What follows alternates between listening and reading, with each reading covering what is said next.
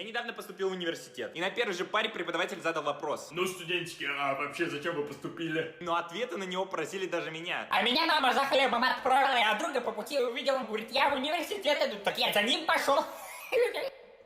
Меня родители заставили. Я вообще как бы документы в МГУ подавал, но мне там поставлено то же количество букв, что и в их аббревиатуре. А вы учиться вообще собираетесь? Нет. Время быть самым лучшим, я скрашу ее одиночество. На твоем месте я бы так себя не обнадеживал, амиго. А не слишком ли ты обнаглел, итальянец? А в чем моя наглость? Ты свой шанс с ней давно упустил. Уступи более достойному. Плюс твоя компания сделает ей только хуже. Тебе экономику давно никто не поправлял. Сейчас поправим. Ух, как тобой ревность задвигала. Ударь меня, и можешь даже не сомневаться. Россия возненавидит тебя еще сильнее. Мне нравится твоя идея. Ты очень смешно шутишь. Немец.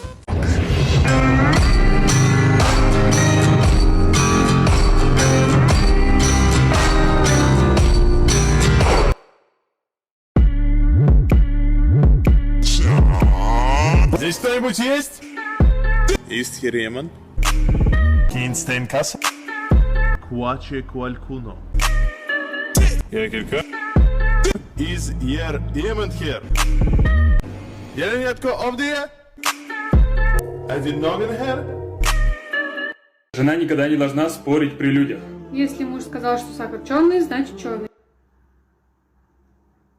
А я со своей женой уже давно не спорю. Она меня только месяц назад бить перестала. Олег, вещи. Это нормально. И что, виновата так? Нам историчка сказала. Вещи. Да. Продает? Ну, в древних временах продавал. Сусанин, экскурсии. Мономах, шапки на заказ. Сталин, путевки недорого. Наполеон, торт, Петр, барбершоп. Пабло искал пар. Ольга, шашлыки, сука, как тонко. Цезарь, салат. Маяковский можно втроем. Иван с Грозного. Александра с Невского. Что смешно? Я-то думал, я придумал шутку.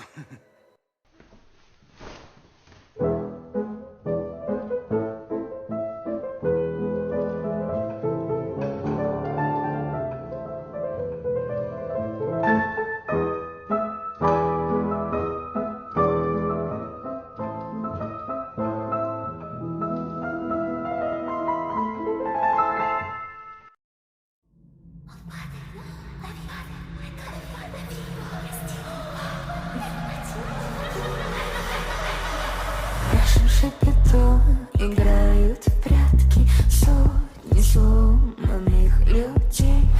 Если упадешь, то без оглядки заберешь все шестя. Шапито-пито, шапито-пито, шапито-пито, шапито-пито. Вся фигня в нашей стране досталась поколению наших родителей, понимаете? Развал страны, дефолт. Это вообще, вот были деньги, хренак их нету. Страшно. Я реально разговаривал с мамой, она говорит, да, было время, когда я кормила вас завтраком и не знала, чем я буду кормить вас на ужин. Ну, потому что вообще ничего не было.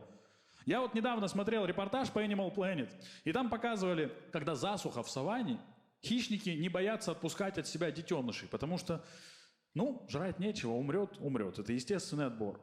И я вспоминаю, помните, как нас в 90-х отпускали по стройкам бегать, с обрывов прыгать, карбид жечь и такой... Серьезно? Что же, полагаю, вы на 100% знаете этих троих, верно? А что насчет вот этого прекрасного парня? Думаю, большинство из вас даже не в курсе, кто это. А ведь это Российская империя 1914 года. Но вот самое интересное то, что КХ-фандом решил забыть о нем, или же он просто не знает, кто это. Хотя именно он и участвовал в Первой мировой. И, честно говоря, мне очень обидно, ведь это один из моих любимых персонажей. Вот вам, так сказать, схема приятия флагов. В Впервые в России черно-желто-белый флаг начал вывешиваться в торжественные дни после 1815 года, вслед за окончанием Отечественной войны с наполеоновской Францией.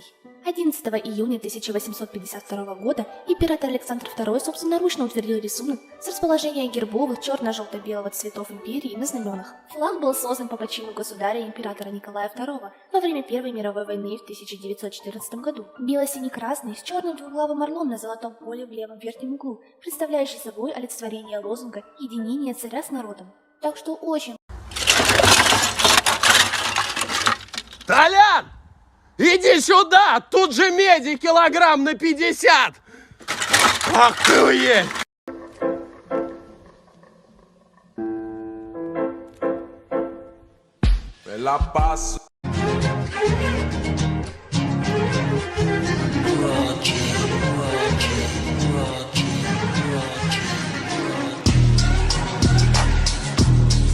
Ну, вы посмотрите, как выебывались во времена Хрущева. Никакого декора, главное объем функции. Поэтому сталинки, которые достраивались во времена Хрущева, были лишены декора. Ну, посмотрите, как Сталин выебывался. Ну, не лично, а во времена его.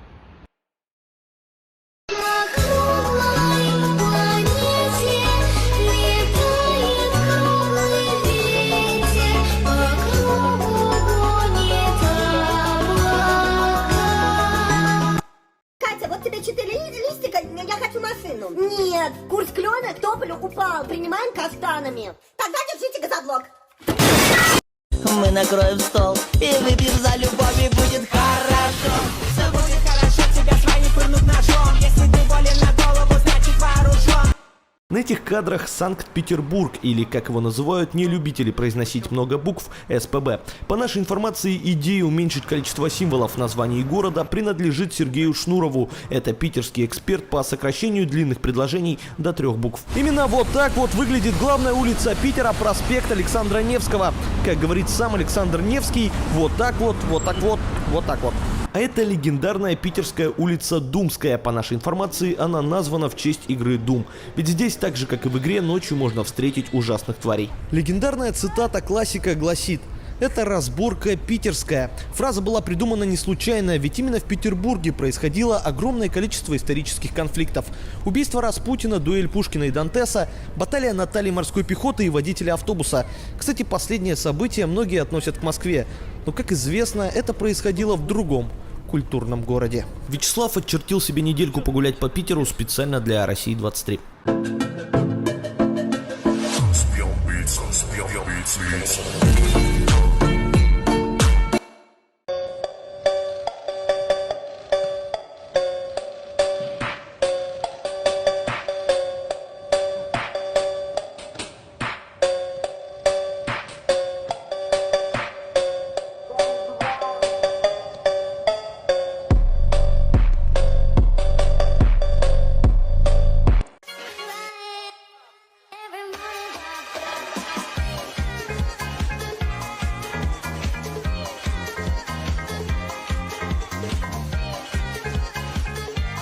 Yo, dude, I heard you speak Russian. Is that true? Yes, you're right. What's up, man? Bro, that's cool. I know a couple of Russian words. Yeah, sure, man, I know. Typical American speaking Russian Sukablet edition. Come on, everyone knows these words. There's nothing impressive about them. Alright, surprise me then. Oh, yeah, give me a sec. Some like... Вы находитесь в федеральном розыске за хищение особо важных документов на территории Российской Федерации.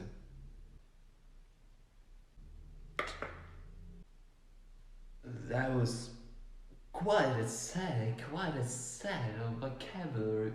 Yeah, man, now it's impressive, isn't it? Good job, man. I gotta go. Seriously. I mean, will end your week just like a Sunday. You must up the place, turn up the bass and make them all have fun. I am so obsessed. I want to jump your body. I want it, can she will upon a make I see you. You're my love, man, see. But you make it bad.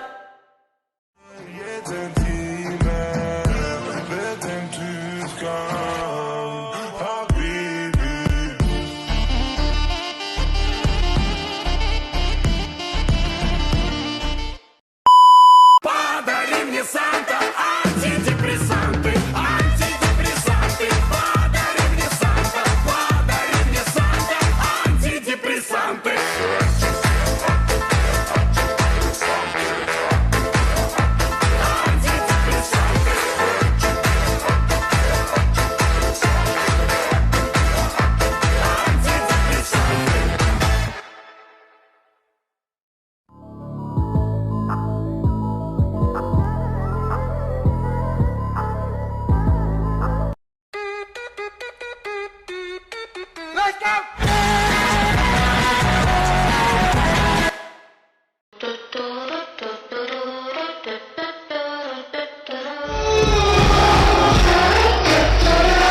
И прикол не в том, что мы себя друг с другом сравниваем. Прикол в том, что из-за того, что мы сравниваем, мы не упускаем возможности другую женщину выставить дурой, даже если это подруга. У меня вот есть проблема на свой размер купить бюстгальтер. У меня подруга сказала: не переживай, пойдем вместе, я все разрулю. Мы заходим в магазин, и она сходу орет: у вас есть вот такие лифчики? Спасибо, разрулила. Я думаю, а что так скромно? Спросила бы сразу: а вот этот плафон не продается?